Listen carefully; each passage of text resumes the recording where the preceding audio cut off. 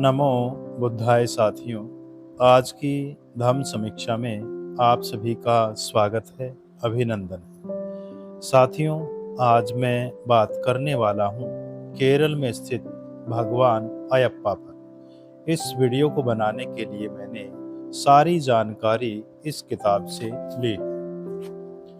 साथियों, वीडियो की शुरुआत करने से पहले मैं आपको बताना चाहता हूँ कि यह वीडियो किसी भी धर्म, संप्रदाय, मजहब, समाज, वंश परंपरा आदि को नीचा दिखाने व उनकी भावनाओं को आहत करने के लिए नहीं बनाया गया है और ना ही इसे किसी प्रकार की राजनीति से जोड़कर देखा जाए। तो आइए वीडियो की शुरुआत करते हैं।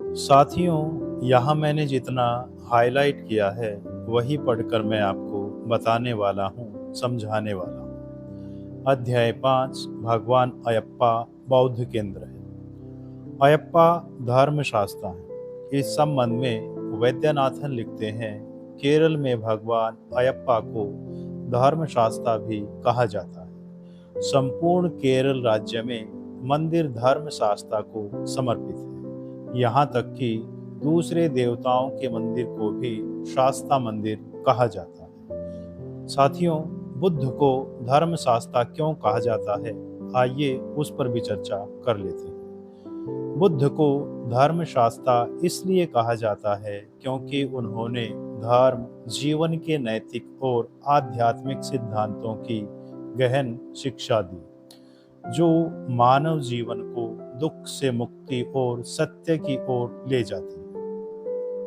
गौतम बुद्ध ने 4 आर्य सत्य और अष्टांगिक मार्ग जैसे सिद्धांत प्रतिपादित किए, जो लोगों को नैतिक जीवन, ध्यान और प्रज्ञा के माध्यम से निर्वाण प्राप्त करने का मार्ग दिखाते हैं। उनकी शिक्षाएं, जिन्हें बौद्ध धर्म के रूप में जाना जाता है, मानवता के लिए एक व्यवस्थित और तर्कसंगत दर्शन प्रदान करती है। जीवन के मूल प्रश्नों, दुख, उसके निवारण और मुक्ति को संबोधित करती है। इसके अलावा बुद्ध ने अपनी शिक्षाओं को सरल, व्यवहारिक और सभी के लिए सुलभ बनाया, जो जाति, वर्ग या लिंग के भेदभाव से परे थी। उनकी शिक्षाएं धम्मपद जैसे ग्रंथों में संकलित हैं, जो नैतिकता, करुणा और आत्म जागरूकता पर जोर देती हैं। इस कारण उन्हें धर्मशास्त्र अर्थात धर्म का प्रचारक और शिक्षक कहा जाता है, क्योंकि उन्होंने धर्म को न केवल समझाया बल्कि उसे जीने का तरीका भी सिखाया। यह सर्वविदित है कि बौद्ध साहित्य में धर्म अर्थात धम्म का अत्यधिक प्रभाव है। उदाहरण के लिए बुद्ध की शिक्षाओं को ही सधम्म कहा जाता है। शास्ता बुद्ध की एक उपाधि है। बौद्धों की नित्य की प्रार्थना में बुद्ध को आज भी शास्ता कहा जाता है। उदाहरणार्थ, सत्ता देवम अनुशासनम अमरकोश में बुद्ध का एक नाम शास्ता कहे जाने का उल्लेख है। ऐसा प्रतीत होता है कि देवता का रूप तो बदल गया पर नाम अभी भी प्रचलित है। देवता के वर्तमान रूप को शिव अथवा विष्णु का पुत्र कहा जाता है।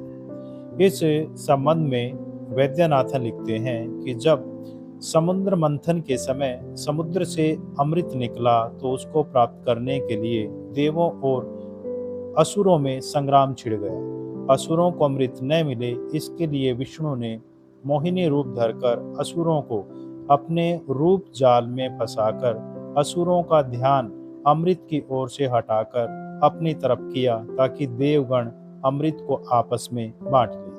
शिव मोहिनी के ऊपर आसक्त हो गए। यह कहा जाता है कि शास्ता की उत्पत्ति शिव और मोहिनी के मिलन से हुई है। साथियों, यहाँ ये जो समुद्र मंथन की कहानी गढ़ी गई है, वह केवल मात्र इसलिए गढ़ी गई है कि भगवान बुद्ध को अपना बनाया जा सके और अपने धर्म में शामिल किया जा सके। आइए अब आगे बढ़ते हैं। जाति का प्रतिबंध कठोर नहीं है।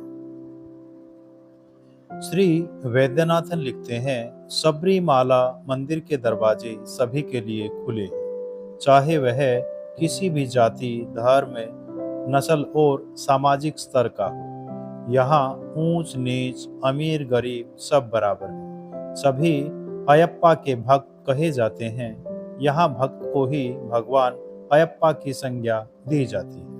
अयप्पा के भक्तों द्वारा सबरीमाला की तीर्थ यात्रा ही स्वयं में अत्यंत पुण्य का कार्य माना जाता है। इसमें अत्यंत कठोर नियमों का पालन करना होता है।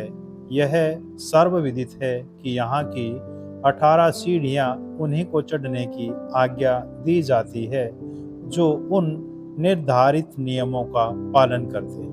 पर यह बहुत कम लोगों को ज्ञात है कि जिन निर्धारित नियमों का पालन आवश्यक है वे बौद्धों द्वारा 8 शीलों की प्रतिज्ञा किए जाने के समान है। इससे यह स्पष्ट संकेत है कि यद्यपि रूप बदल गया है पर परंपरा अभी भी वही है। प्राचीन हिंदू साहित्य में अयप्पा का कोई उल्लेख नहीं है। इसके विषय में टी.ए. गोपीनाथ राव लिखते हैं, पुराने संस्कृत साहित्य में इस देवता का कोई उल्लेख नहीं है। यहाँ तक कि शब्दकोश में भी इनके नाम और उत्पत्ति का उल्लेख नहीं है।